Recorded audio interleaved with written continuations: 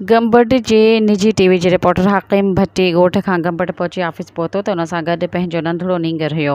कुझु time office वेहण खां पोइ नंढड़े खे चयाईं त फ्रूट जो फ्रेश जूस वठी अच त पियो। जंहिं बाद नंढड़ो जूस वठणु हली वियो त जीअं ई वापसि आयो त हाकिम ऑफिस में मौजूदु न हो। कुझु टाइम बाद वॾे पुट जे जीअं भट्टीअ खे इतला मिलियो त तव्हांजो अबू रोड़ी केनाल में आपघात करे छॾियो आहे। जंहिं खां पोइ ख़बर फैलिजी वई ऐं साफ़िन समेत शहरियुनि जो वॾो अंग रोड़ी केनाल ते पहुची वियो। गंबट गम्स खां कुझु मुफ़ासिले ते रोड़ी केनाल ते कपड़ता गाॾी चश्मो ऐं चपल हथ कई वई आहे। कुझु देरि बाद इतला मिलियो त घेलपुर वटां रोड़ी केनाल मां संदसि खे ॿाहिरि कढियो वियो आहे जे ज़िंदा ऐं बेहोश आहे, जंहिंखे फौरी गम्स अस्पताल मुंतक़िल कयो वियो जिते इलाज हलंदड़ आहे। डॉक्टरनि जी रिपोर्ट मूजिबि त ख़ैरियत सां आहे। वाटसन तरफ़ां अगवा करण मारण जी कोशिश चोबोल पिणु आहिनि।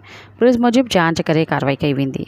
सब्सक्राइब कयो अवामी न्यूज़ HD खे ऐं ताज़ा तरीन ख़बरुनि लाइ ॾिसंदा रहो अवामी न्यूज़ HD।